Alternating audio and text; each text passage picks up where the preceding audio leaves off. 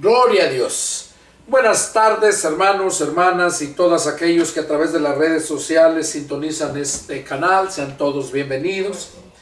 Soy el pastor y evangelista Pedro Delgado y estamos continuando con esta serie de estudios parafraseando el Nuevo Testamento. Vamos a continuar con el estudio número 3 y estamos en la carta de Pedro, primera carta de Pedro. Vamos a empezar el estudio número 3 y la lectura en el capítulo número 3. Y vamos a empezar para avanzarle a estos estudios. Dice así: Asimismo,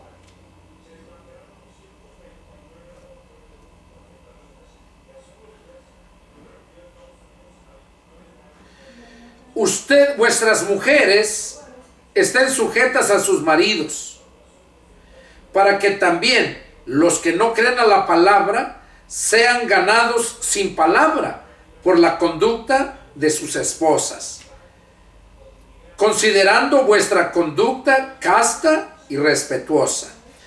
Aquí está dando el consejo el apóstol Pedro a las mujeres, las esposas de los siervos, de los hombres. Dice: asimismo sus mujeres estén sujetas a sus maridos. ¿Por qué? Porque eso va a hacer que las mujeres del mundo también vean cómo se viven en el Señor y también quieran ser parte del pueblo de Dios. Dice: porque ellas, las mujeres del mundo, van a considerar la conducta de ustedes casta y respetuosa. Casta, ¿qué quiere decir casta? Que no anda metiéndose con otros hombres, que no anda fornicando. Casta, o sea que está pura, cuidándose para su marido. Esa es una mujer casta. Acuérdense, ahí en aquel tiempo, cuando los reyes tenían sus harems, muchos reyes a las mujeres les ponían cinturón de castidad, así le llaman. Un cinturón que les amarraban abajo y les cubrían todo, a modo de que no podían tener relaciones sexuales con ningún hombre. ¿Por qué? Porque tenían ese cinturón de castidad y tenían llave. Entonces, para eso eran esos cinturones. Por eso aquí, cuando dice que las mujeres del mundo van a considerar a las mujeres, a las esposas de los cristianos, dice: considerando la conducta casta y respetuosa. O sea, una conducta casta, o sea, respetando a su marido, no metiéndose con nadie, y respetando a su marido y respetando a todo mundo. Y luego sigue diciendo acerca de la forma de arreglarse la mujer. Vuestro atavío no sea el externo. Vuestro atavío no sea el externo de peinados ostentosos, de adornos de oro o de vestidos lujosos,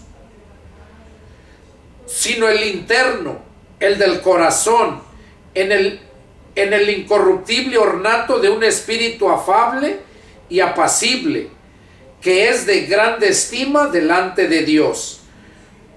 O sea, está hablando aquí que las mujeres, las esposas de los cristianos, las cristianas, que sus arreglos no sean el externo, dice, de peinados ostentosos, de adornos de oro o vestidos lujosos. Ahora, en estos tiempos, muchas y mujeres de pastores, mujeres de diáconos, de cristianos espirituales, hay muchas mujeres, porque el pastor sea bien espiritual, también ya de hecho la mujer va a ser igual, ¿no?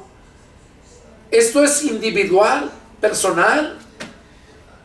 Entonces aquí dice que la mujer, ¿cómo debe de arreglarse? En estos tiempos se arreglan todas bien, dicen sexy, y su ropa bien untada, pegada, sus vestidos, o sea, algo que morboso, que ayuda a la gente morbosa, la seduce. ¿Por qué? Por su vestuario.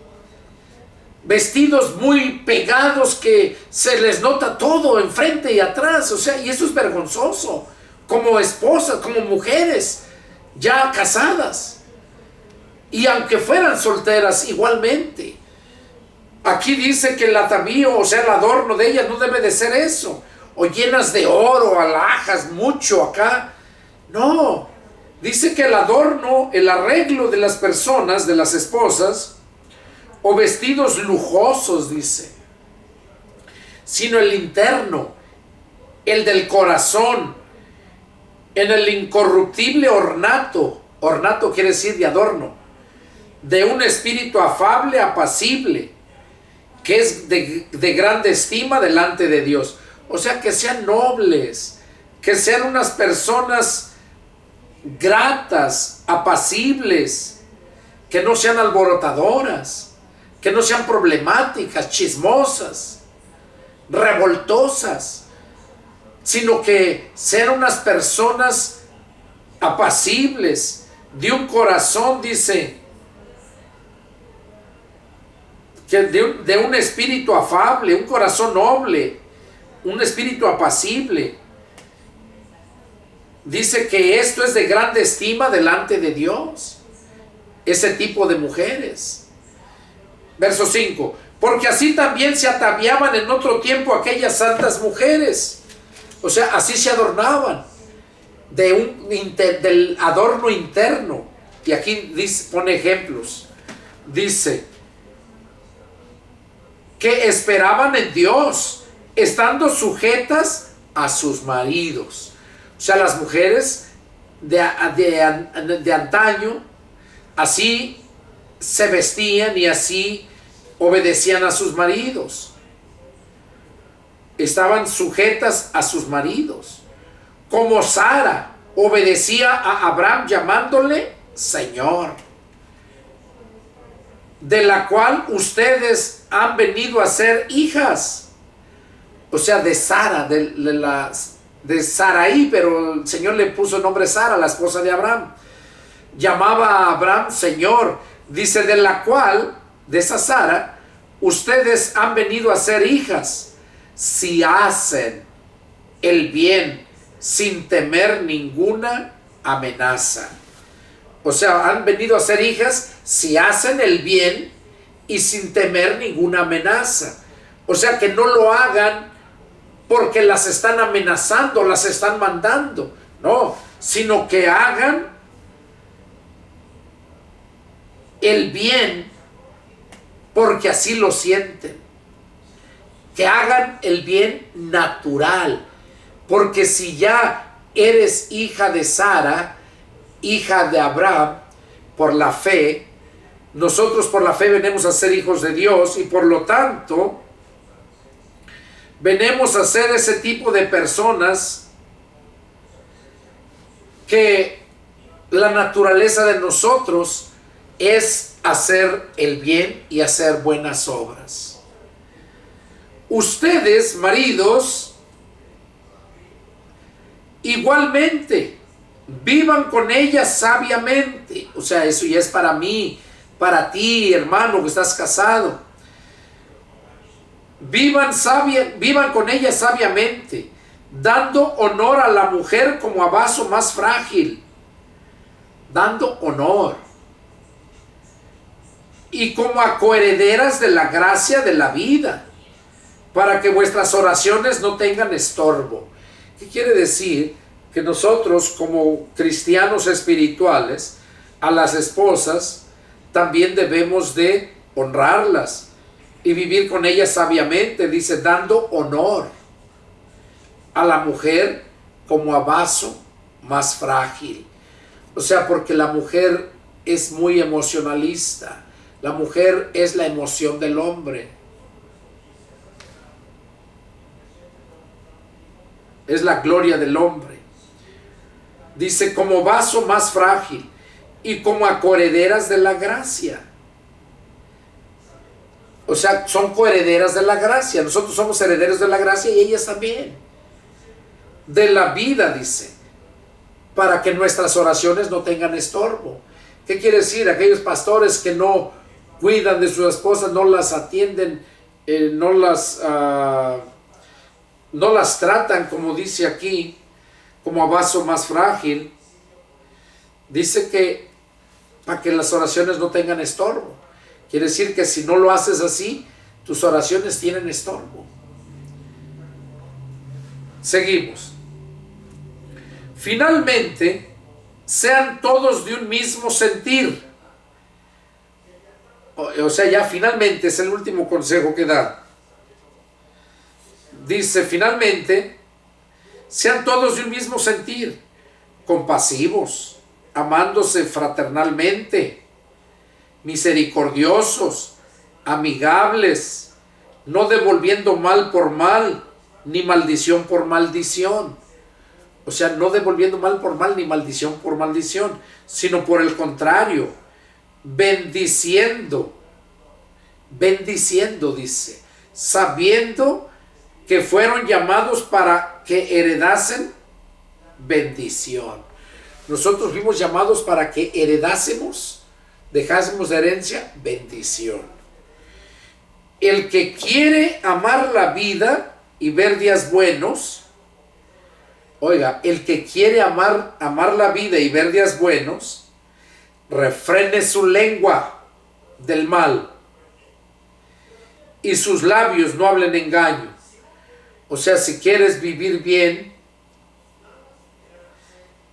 ver días buenos, que te vaya bien, dice, refrena tu lengua del mal y tus labios no hablen engaño. Apártese del mal y haga el bien. Busque la paz y sígala. O sea, todo aquel que quiera ver días buenos. Porque los ojos del Señor están sobre los justos. Oiga, los ojos del Señor están sobre los justos. ¿Para qué? Para cuidarnos, para ver qué necesitamos. Y sus oídos atentos a sus oraciones. O sea, Dios está cuidándonos, sus ojos están mirándonos y su oído está escuchándonos, qué es lo que queremos. Pero el rostro del Señor está contra aquellos que hacen el mal. El rostro del Señor está contra aquellos que hacen el mal. ¿Qué quiere decir? Que ni tampoco escucha sus rezos o sus oraciones para aquella gente religiosa que ora. Tampoco escucha sus oraciones. ¿Y quién es aquel que les podrá hacer daño si ustedes siguen el bien? Oiga, el consejo que nos da, si nosotros seguimos el bien y hacemos el bien, ¿quién es aquel que podrá hacernos daño? Mas también, si alguna cosa padecen por causa de la justicia, bienaventurados son. O sea que si sufrimos por algo de la justicia, que sea injusto contra nosotros, dice que somos bienaventurados. Por tanto, no se amedrenten por temor de ellos, ni se conturben, sino santifiquen a Dios el Señor en sus corazones. Ese es el consejo que nos da.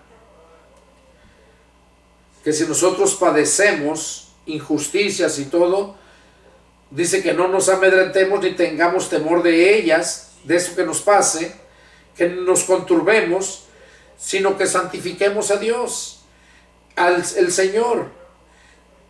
Dice, sino santificad a Dios el Señor en vuestros corazones. Y estén siempre preparados para presentar defensa con mansedumbre y reverencia ante todo el que les demande razón de la esperanza que hay en ustedes. O sea que si alguien nos demanda razón o esperanza, o sea que quiera saber, demande razón, que des una razón. ¿Por qué razón, por qué causa vives así y soportas lo malo? Dice que nosotros santifiquemos a Dios el Señor en nuestros corazones y que estemos siempre preparados para presentar defensa con mansedumbre y reverencia, con mansedumbre y reverencia ante todo el que les demande razón de la esperanza que hay en ustedes. O sea que siempre compartas, estés preparado para defender tu fe, teniendo buena conciencia, para que en lo que murmuran de ustedes, como de malhechores, sean avergonzados los que calumnian a vuestra buena conducta en Cristo. O sea que si alguien te está calumniando, si alguien te está causando problemas injustamente, que tú glorifiques a Dios, tengas buena conciencia, y que aquellos que murmuran, dice, aquellos que murmuran de ustedes, dice, como malhechores, sean avergonzados. Todos esos que los calumnian, dice, sean avergonzados por su buena conducta en Cristo. Y luego sigue diciendo, porque mejor es que padezcan haciendo el bien, sea la voluntad de Dios así lo quiere, que haciendo el mal. O sea que si padeces haciendo el bien y Dios así lo quiere, es la voluntad de Él, dice, es mejor que si sufres haciendo el mal. Porque también Cristo padeció una sola vez por los pecados. Oiga, aquí nos da este consejo. Porque también Cristo padeció una sola vez por los pecados, el justo por los injustos, para llevarnos a Dios. Cristo padeció siendo justo por nosotros los injustos. O sea que nosotros si nosotros padecemos haciendo el bien, dice que entonces glorificamos a Dios. Es mejor padecer haciendo el bien que sufrir haciendo el mal. Y dice que Cristo también padeció por nosotros, siendo a la verdad muerto en la carne, pero vivificado en espíritu. Sabemos que murió en la carne, lo crucificaron por nosotros. La Biblia dice que sin sacrificio ni derramamiento de sangre no hay remisión de pecados. Y como el Señor Jesús vino a salvarnos, tenía que pasar por ese sacrificio y derramar su sangre. Era necesario. Y dice que Él padeció, dice, por nosotros, dice, y fue vivificado en espíritu, en el cual, o sea, en el espíritu que resucitó, también fue y predicó a los espíritus encarcelados. Oiga, aquí se está refiriendo a todos aquellos que murieron, que se les predicó cuando Noé les predicaba que se arrepintieran. Y no nada más eso, sino todos los demás hasta el nacimiento de Cristo. Todos esos que murieron, ahí fueron a ser encarcelados ahí. Empezó con esos del diluvio, aquí lo dice, miren. Los que en otro tiempo desobedecieron, cuando una vez esperaban la paciencia de Dios en los días de Noé, mientras se preparaba el arca, en la cual pocas personas, es decir, 8, fueron salvadas por agua. ¿Qué dice aquí? Que Cristo fue a predicarles a los espíritus encarcelados, los que en otro tiempo desobedecieron, cuando esperaban la paciencia de Dios en los días de Noé, mientras se preparaba el arca. Recordemos que Dios destruyó a toda la humanidad. A toda la humanidad la destruyó por medio del diluvio. Y todos esos espíritus, esas almas fueron encarceladas. Y a ellos y a todos los demás que siguieron llegando a esas cárceles de oscuridad antes de que naciera Cristo. ¿Por qué? Porque nunca se sometían a la ley. Nunca se sometieron a la ley de Dios. Y es lo que está diciendo aquí. Dice, a ellos fue Cristo a predicarles el bautismo que corresponde a esto ahora nos salva, no quitando la inmundicia de la carne, sino como la aspiración de una buena conciencia hacia Dios. El bautismo que corresponde a esto ahora nos salva, o sea, el bautismo del Espíritu Santo. El bautismo del agua, porque recordemos que dice que en el diluvio, dice que ahí fueron bautizados todos. En el bautismo que corresponde a esto, ahora nos salva, no quitando la inmundicia de la carne. O sea, el bautismo del agua, el bautismo de Juan, no quitaba la inmundicia de la carne. Supuestamente llegaban a Juan porque ya estaban arrepentidos y ahí estaban solamente mostrando públicamente que estaban arrepentidos. Ese es el bautismo del agua. Y acá está mencionando cuando el diluvio, dice, el bautismo que corresponde a esto ahora nos salva, no quitando la inmundicia de la carne, sino como la aspiración de una buena conciencia hacia Dios. Ahí se estaba refiriendo tanto a Noé, su esposa, sus 3 hijos y sus 3 nueras, que esos fueron los que se salvaron, y ese bautismo del agua era lo que era el que los estaba salvando, ¿verdad? En el arca. Por la resurrección de Jesucristo, quien habiendo subido al cielo, está a la diestra de Dios, y a él están sujetos los ángeles, autoridades y potestades. El bautismo que corresponde a esto ahora nos salva, no quitando la inmundicia de la carne, sino como la aspiración de una buena conciencia hacia Dios, por la resurrección de Jesucristo. O sea, cuando Cristo resucitó, nosotros es cuando adquirimos la salvación, porque Él resucitó, también nosotros vamos a resucitar, porque estábamos muertos en delitos y pecados. Por eso resucitamos a una nueva vida, cuando creemos en Jesús. Ese es el bautismo. Y dice que ese bautismo que ahora nos salva, no nos quita la inmundicia de la carne, porque el pecado está impregnado en la carne. Por eso dice que Dios condenó al pecado en la carne, para que los que vivan conforme a la justicia de Dios y no conforme a los deseos de su carne.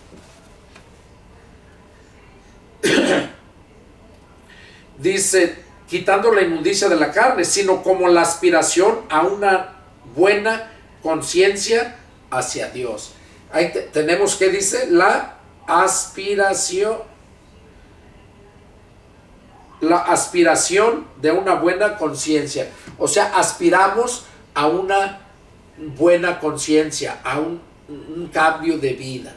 Que eso es lo que el Señor hace cuando el Espíritu de Cristo viene a morar a nosotros. Entonces, eso es lo que Dios quiere que nosotros hagamos. Vamos a leer otro poco más, ya no falta mucho. Dice, puesto que Cristo ha padecido por nosotros en la carne, ustedes también ármense del mismo pensamiento, pues quien ha padecido en la carne terminó con el pecado, para no vivir el tiempo que resta en la carne, conforme a las concupiscencias de los hombres, sino conforme a la voluntad de Dios. Oiga lo que nos está diciendo aquí el apóstol Pedro, cómo debe ser nuestra manera de vivir aquí en esta tierra. Dice que puesto que Cristo ha padecido por nosotros en la carne, o sea, Cristo padeció, o sea, sufrió y murió por nosotros en su carne. Y ustedes también, dice, o sea, nos está diciendo a todos nosotros, el apóstol Pedro, ármense del mismo pensamiento. O sea, que tengamos el mismo pensamiento. Dice, pues quien ha padecido en la carne terminó con el pecado. Cuando nosotros aceptamos al Espíritu de Cristo, nuestro cuerpo queda como muerto para el pecado. Y cuando nuestro cuerpo queda para el pecado, nosotros tenemos el mismo pensamiento que Cristo. Por eso dice aquí, ármense del mismo pensamiento. Dice la Escritura que nosotros tenemos la mente de Cristo. Entonces es cuando nosotros, recordemos que aquí lo que está predicando Pedro, ya habían recibido ellos el Espíritu Santo, y él sabía que el Espíritu Santo había sido enviado precisamente para hacer la voluntad de Dios, tanto en los judíos que creen en Jesús como en los gentiles que creemos en Jesús. Y por esta razón aquí dice que nosotros, que nos armemos del mismo valor, del mismo pensamiento. Dice, porque quien ha padecido en la carne terminó con el pecado. Cuando nosotros aceptamos a Cristo, nuestro cuerpo queda muerto para el pecado y ya no vivimos el tiempo que resta en la carne. El tiempo que resta ya no vivimos en la carne. O sea, podemos fallarle porque está impregnado el pecado en nosotros, en la carne. Pero ya no vivimos. Ya no vivimos el tiempo que nos resta en la carne, conforme a las concupiscencias de los hombres. O sea, las concupiscencias, sus malos deseos pecaminosos.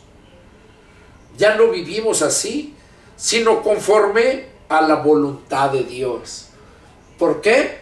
Porque el Espíritu Santo es el que vino a guiarnos para que hagamos la voluntad de Dios. Y Él intercede por nosotros. Sigue diciendo, verso 3. Basta ya el tiempo pasado por haber hecho lo que agrada a los gentiles. O sea, Pedro está diciéndote a ti, a mí ya me lo dijo y ya lo entendí. A ti, si no eres cristiano o eres un cristiano religioso que vives por temporadas nada más, y cuando estás fuera del templo, de la congregación, haces las cosas que hacías antes, dice el Señor aquí, basta ya el tiempo pasado por haber hecho lo que agrada a los gentiles. O sea que basta ya, dice, ya es suficiente. Andando en lascivias, concupiscencias, embriagueces, orgías, disipación y abominables idolatrías. Eso era lo que vivíamos. Pero cuando llega el Espíritu de Cristo, nuestro cuerpo queda muerto para el pecado. Hasta ahí el Señor viene a poner el alto, el basta. Y a ti te está diciendo, basta ya el tiempo de estar viviendo en el pecado. El Señor es el que te puede poner ese alto. Solamente que tú lo desees, que lo quieras.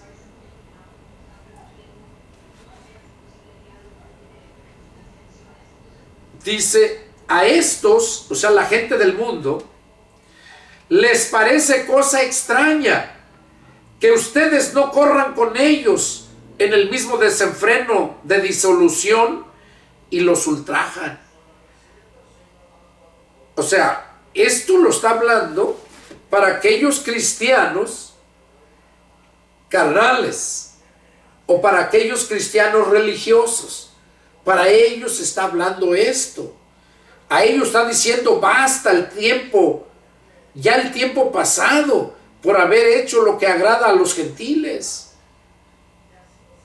Andando en lascivias, concupiscencias, embriagueces, orgías, andando en toda esa basura, basta, dice. Dice, porque a estos, a la gente del mundo, les parece cosa extraña que ustedes no corran con ellos en el mismo desenfreno de disolución y los ultrajan. O sea, los forzan, los ultrajan, apelan a sus deseos de su carne. Pero para que tú puedas estar fuerte y sano, necesitas permanecer en la palabra de Dios. Allá Juan 17:17 dice el Señor Jesús orando al Padre: santifícalos en tu verdad, tu palabra es la verdad. Entonces, por medio de la palabra de Dios es que nosotros podemos vencer. Dice, pero aquellos que no se alimentan, no se fortalecen con la palabra de Dios, el mundo los va a absorber y los va a ultrajar. Dice, pero ellos, aquella gente que les hace eso a ustedes, darán cuenta al que está preparado para juzgar a los vivos y a los muertos. Ellos van a dar cuenta, y tú también. Porque por esto también, miren, aquí lo dice bien claro, porque por esto también ha sido predicado el evangelio a los muertos. Cuando dice que por esto también ha sido predicado el evangelio a los muertos, se refiere tanto a la gente del mundo, porque la gente del mundo que no ha nacido de nuevo están muertos. Recordemos al Señor Jesús lo que le dijo a aquel hombre que cuando lo escuchó predicar y le gustó, le dijo: Señor, déjame ir a sepultar a mi padre y regreso para seguirte. El Señor Jesús le dijo: no, sígueme ahora. Tú deja ya que los muertos entierren a sus muertos y tú ve y anuncia el reino de Dios. Deja que los muertos entierren a sus muertos, porque el mundo está muerto en sus delitos y pecados. Y ese mundo que está muerto, dice, deja que sus muertos entierren a sus muertos, a los muertos muertos. Y aquí dice Pedro, dice, porque por esto también ha sido predicado el evangelio a los muertos, para que sean juzgados en carne según los hombres, pero vivan en espíritu según Dios. Por esto ha sido predicado el evangelio a los muertos, para que vivan, dice, para que sean juzgados en carne según los hombres, pero vivan en espíritu según Dios. Mas el fin de todas las cosas se acerca. Sean pues sobrios y velen en oración.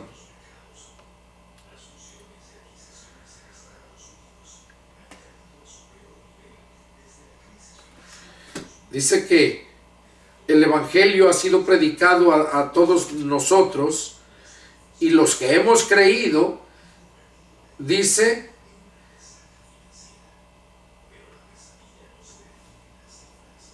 que los que hemos creído vamos a ser, ya somos juzgados en la carne, en el pecado que vivimos, y claro, el Señor nos hace nuevas criaturas. La sangre de Cristo nos limpia de todo pecado, eso dice la Escritura. Y aquí dice, para que según los hombres, para que sean juzgados en su carne, pero vivan en espíritu según Dios. Para eso vino Cristo, para que vivamos en espíritu. Sigue diciendo, mas el fin de todas las cosas se acerca. Sean pues sobrios y velen en oración. Oiga, el consejo que nos da, que seamos sobrios y que velemos. ¿Qué quiere decir? Que cuidemos cómo andamos en oración, que estemos siempre atentos, cuidando. Y ante todo, tengan entre ustedes ferviente amor. Dice que debemos de tener ferviente amor. ¿Cómo es que vas a tener ferviente amor? ¿Cómo crees? Te voy a decir.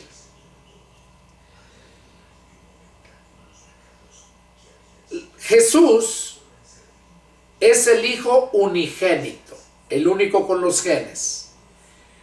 El Padre, Dios, es amor. Se llama amor ágape. El amor ágape lo tiene Jesús.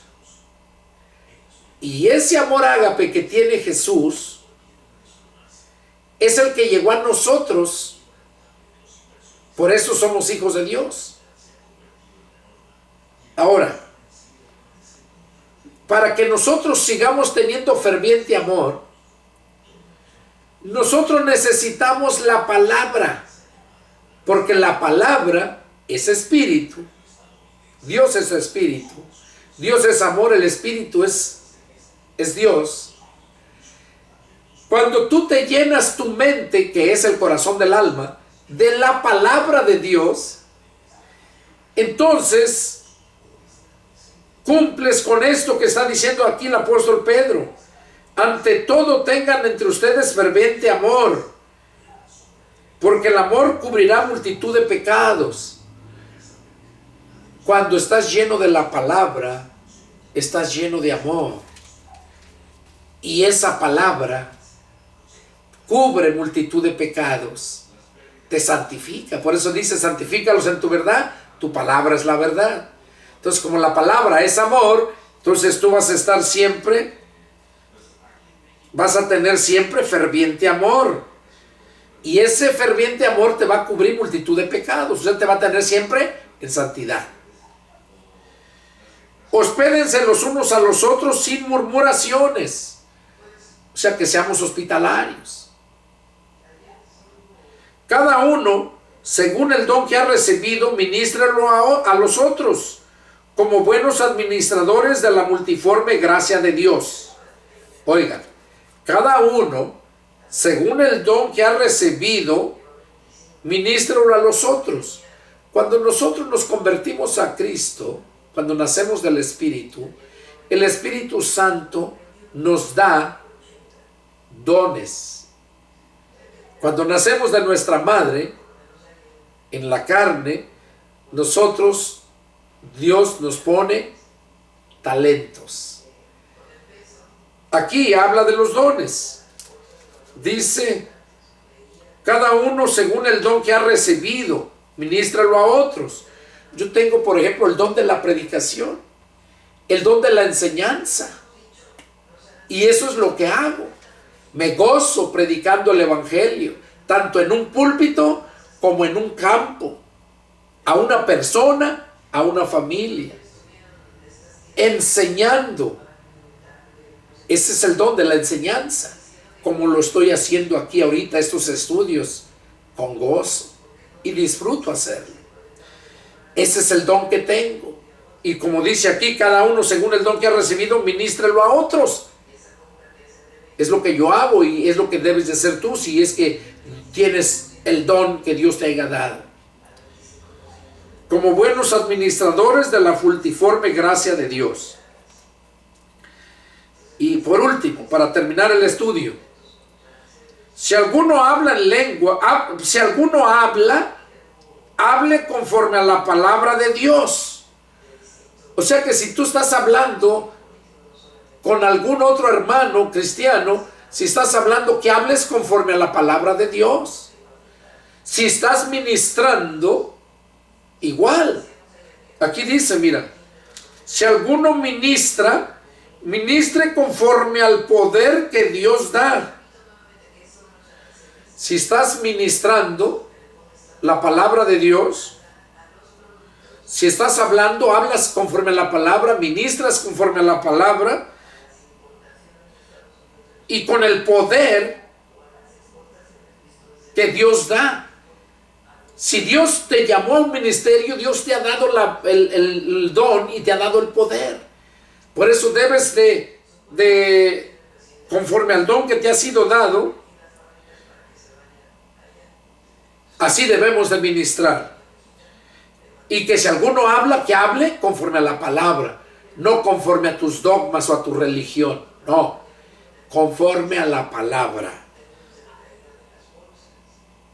de Dios. Y si alguno ministra, ministre conforme al poder que da Dios, para que en todo sea Dios glorificado por Jesucristo, a quien pertenecen la gloria, el imperio por los siglos de los siglos. Amén. Entonces, con esto terminamos este estudio, hermanos. Aquí dice que nosotros debemos, si hablamos, hablar conforme a la palabra. Si ministramos, ministrar la palabra con el poder que Dios nos ha dado.